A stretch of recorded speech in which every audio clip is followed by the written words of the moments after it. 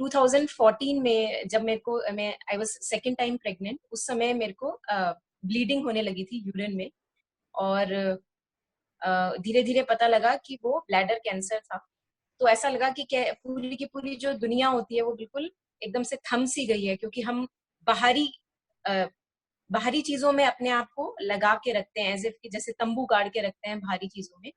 तो बाहर की जो दुनिया थी, जो शरीर से रिलेटेड जो भी दुनिया थी, वो बिखरने सी लगी है, ऐसा लगा। लेकिन कहीं ना कहीं एक बहुत ज्यादा उम्मीद थी कि कुछ अच्छा होने वाला है, कुछ शुभ होने वाला है। तो बहुत थोड़ा सा डर भी था, थोड़ा सा एंजाइटी भी थी, लेकिन थोड़ा ऐसा भी था प्रतीत कहीं पे कि शुभ होने वाला है और मुझे दिखाया जाएगा मार्ग आगे की क्या होना है। तो मैं डॉक्टर न्यूटन के टच में आई, और उसके बाद डॉक्टर न्यूटन ने मेरे को हितेश जी जो पिरामिड से जुड़े हुए हैं उनके पास भेजा। हितेश जी के पास मैंने 8 से 9 सेशंस लिए, और धीरे धीरे मुझे पता लगा कि ये कितना जरूरी था होना मेरे लिए, चाहे कैंसर या कोई और दूसरी ट्रेजेडी। क्योंकि जैसा कि अभी कबीर के बारे में सर बता रहे थे, तो कबीर ने इतना कोशिश करी लोगों को चेताने की, हर दोहे में कह रहे हैं कि चेत सके तो चेत। तो लेकिन हम चेतते नहीं है, क्योंकि हमने बाहरी जो अपना तंबू होता है वो बाहर गाड़ा होता है। और ये बताना बहुत जरूरी है कि तंबू बाहर नहीं गाड़ो, अंदर गाड़ो। मंदिर बाहर नहीं है, अंदर है। तो ऐसी कोई भी परिस्थिति जो हमें हिला के रख जाती है, जो हमें बुरी तरह से चकनाचूर कर जाती है, वो परिस्थिति बहुत शुभ है। उसकी फेस वैल्यू पे नहीं जाना चाहिए, क्योंकि उसी से हमारी ईगो का समर्पण वहां से शुरू होता है, ईगो का डेजोल्यूशन शुरू होता है। पूरा होना तो बहुत लंबा काम है, पता नहीं कब तक होगा, बट शुरू हुआ यही गुरु कृपा है, और ये ग्रेस है कि ग्रेस हैज गाइडेड कि आप इस पथ पे शुरू कर सके अपनी अपना रास्ता शुरू कर सके। अपने जो मानव जन्म आपने लिया है उसको अब, अभी 20 साल निकल गए कोई बात नहीं, लेकिन अब तो शुरू कर सकें, चाहे कितनी की भी उम्र है आपकी। तो जब मेरे को ये एक्सपीरियंसेस हो रहे थे हितेश जी के साथ, तो मेरे को ये कहीं ना कहीं एहसास होना शुरू हो गया कि मुझे अंदर ही रहना है, बाहर नहीं रहना है।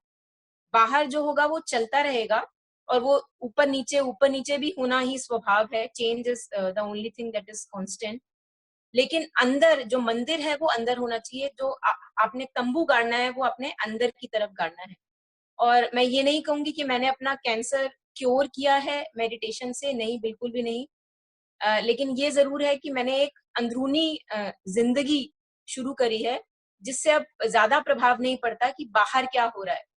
वो फिर आप जो कृपा भाव है, कृपा दृष्टि है, वो आपको लेके जाती है, चाहे जैसी भी परिस्थिति हो।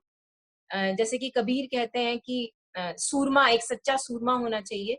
तो यही सूरमा होने का पथ है कि आप अपनी ईगो पे जितना भी अत्याचार है वो लेने के लिए तैयार हैं, क्योंकि ईगो का टूटना बहुत जरूरी है।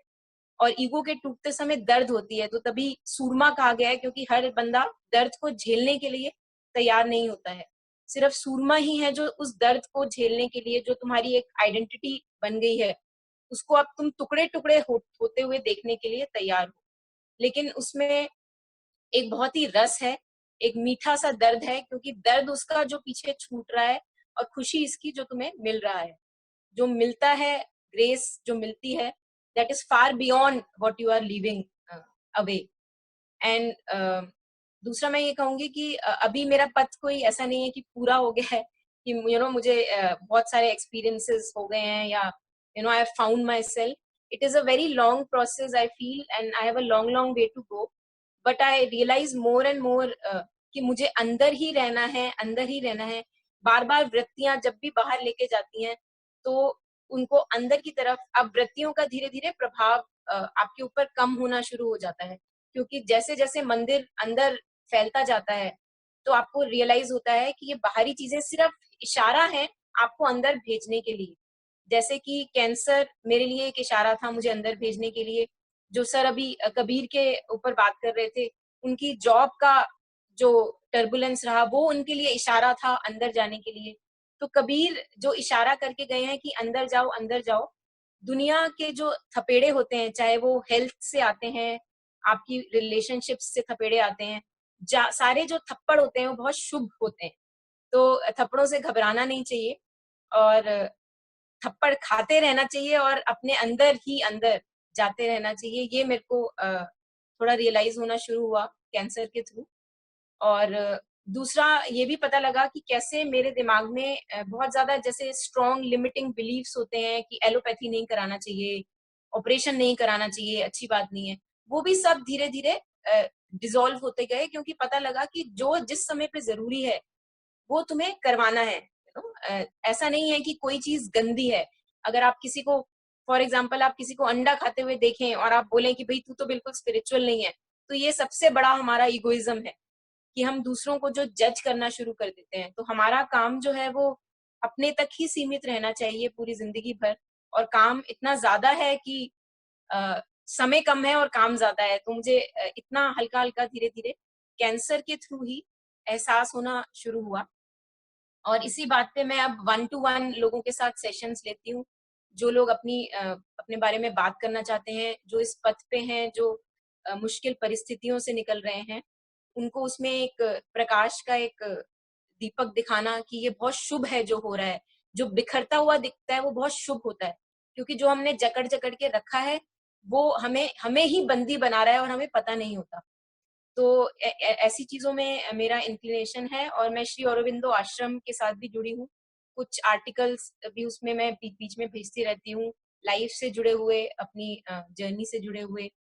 और एक छोटी सी कंपनी है livinglight.in, जो कि इसी उद्देश्य से बनाई गई है कि जो भी हम एक इक्का दुक्का लोग हैं जो अपनी अपनी डिफिकल्ट सिचुएशन से अब सीख कर रहे हैं light, so just to support them, just like I have been supported through my gurus, through my masters, all the way, and even now I have been supported, so just to extend that service to other people around me.